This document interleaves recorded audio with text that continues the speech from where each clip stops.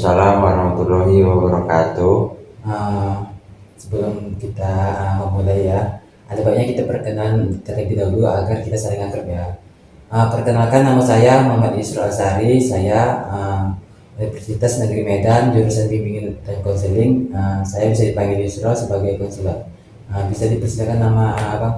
Perkenalkan, nama saya Rauf Ramadan, bisa dipanggil Rauf. Arab ya. Ya. Oke. Sebelum kita memulai, alangkah baiknya kita berdoa terlebih dahulu agar sesi konseling ini berjalan dengan lancar dan baik. Berdoa dimulai. Doa selesai.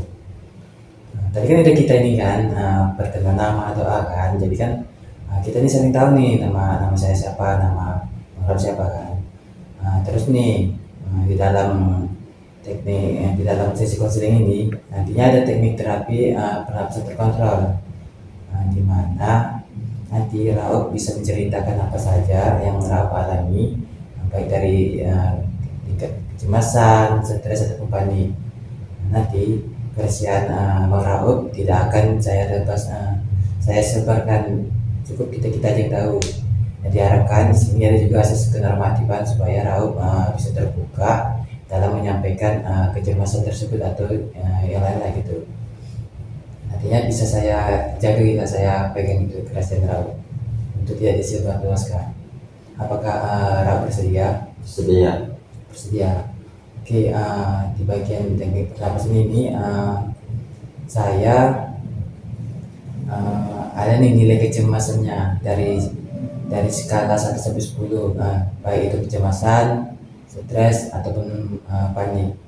Kira-kira nilai skala Rauf sekarang dari 1 sampai 10 ada berapa? 9, Pak. 9 ya.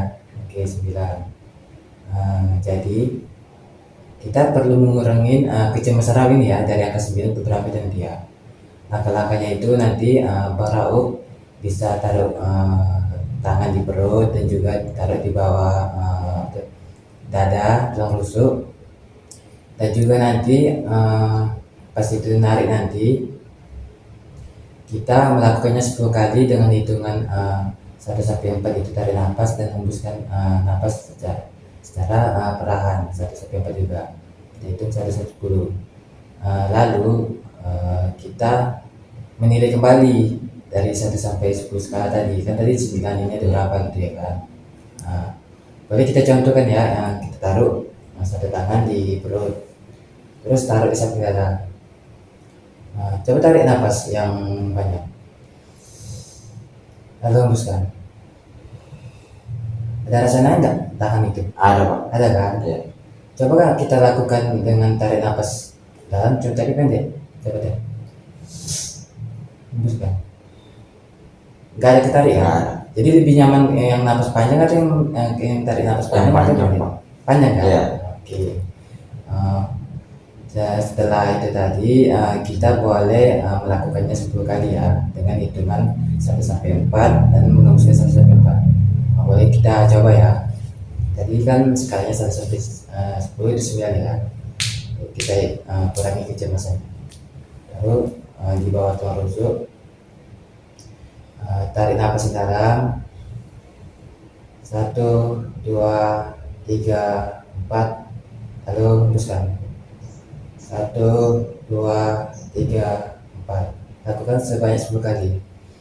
Tarik nafas. 1, 2, 3, 4, lalu hembuskan. 1, 2, 3, 4. Tarik nafas lagi. 1, 2, 3, 4, hembuskan. 1, 2, 3, 4. Tarik nafas lagi, hembuskan.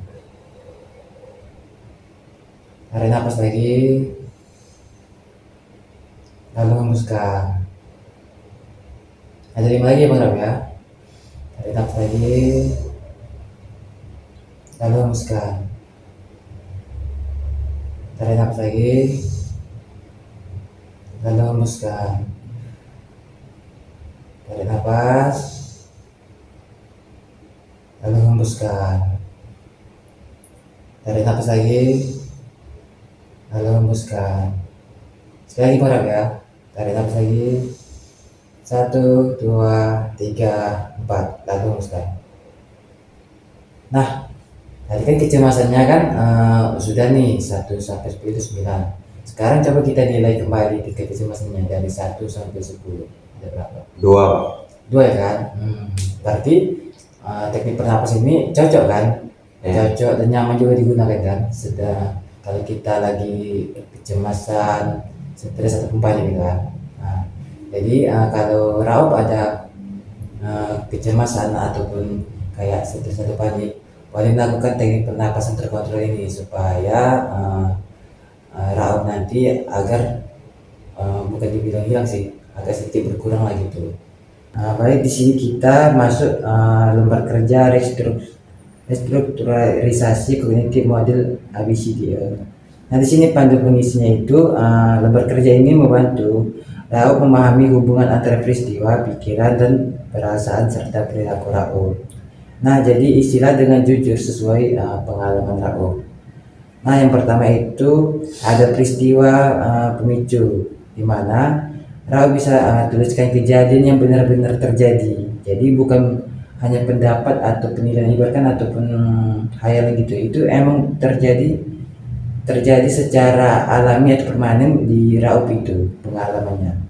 Yang pertama itu apa yang terjadi itu sama Raup. Nah, terus kapan dan di mana kejadiannya itu peristiwa tersebut. Terus siapa saja yang terlibat, ibaratkan di dalam peristiwa itu kan nggak mungkin Raup aja kan dalam itu. Pasti ada orang-orang lain sekitar gitu kan. Nah, apakah Raup sudah paham? Isi.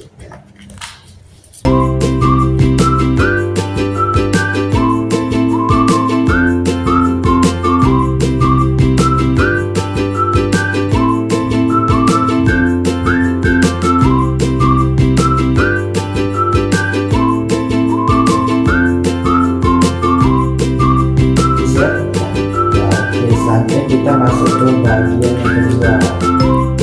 Itu ada pikiran atau keyakinan. Nah,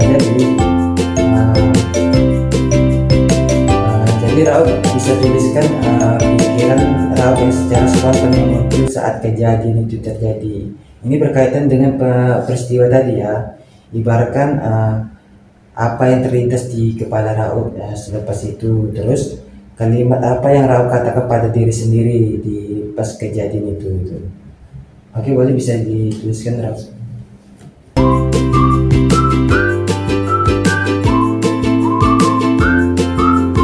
Nah, oke, selanjutnya kita masuk yang ke C, yaitu konsekuensi perasaan dan perilaku. Nah, jadi tuliskan emosi dan tindakan yang muncul akibat pikiran tersebut. Nah, ibaratkan yang pertama itu perasaan yang Raup rasakan, cemas, marah, sedih, atau takut, dan lain-lain. Yang kedua itu apa yang Raup lakukan setelah itu. Nah, jadi dengan pikiran tadi Raup merasakan apa? Saya merasakan menjadi marah, kesal, pengen pergi dari rumah. Oh, lalu Raup melakukan apa? Saya jadi membantah, terus keluar lagi bersama kawan-kawan nongkrong gitu. Nah, ini penting karena pikiran kayak Raup nggak diterima di rumah, akhirnya Raup merasa marah kan, dan memilih lebih sering ke tongkrongan gitu kan, biar lebih diterima gitu kan. Nah, jadi sampai di sini kita bisa lihat kejadian dimarahi itu memang nggak enak. Tapi pikiran Raup juga ikut harus pikiran Raup juga ikut memperbesar emosi. Sekarang kita coba cek apakah pikiran itu benar-benar atau perlu dilihat lagi. Selanjutnya itu kita masuk ke bagian menantang pikiran negatif. Nah, jadi di bagian ini Raup membantu Raup melihat pikiran secara lebih seimbang. Pertama itu bukti yang mendukung pikiran tersebut. Apa fakta yang membuat Raup berpikir demikian? Selanjutnya, apa bukti yang tidak mendukung pikiran Raup tersebut? Apa fakta yang menunjukkan bahwa pikiran tersebut mungkin tidak sepenuhnya benar? Nah, terus cara lihat cara lain melihat situasi itu mungkin apakah ada penjelasan lain yang lebih realistis atau membantu. Nah, jadi yang pertama itu kita cari bukti yang mendukung pikiran Raub ini. Kenapa Raub merasa tidak diterima di rumah? karena sering dimarahi dan dilarang. Oke. Eh, Sekarang kita cari bukti yang tidak mendukung ya. Ya. Apakah orang tua Raub pernah perhatikan sama Raub? Iya, kadang mereka nanya saya sudah makan atau belum gitu. Gitu. Nah, pernah membantu Raub nggak?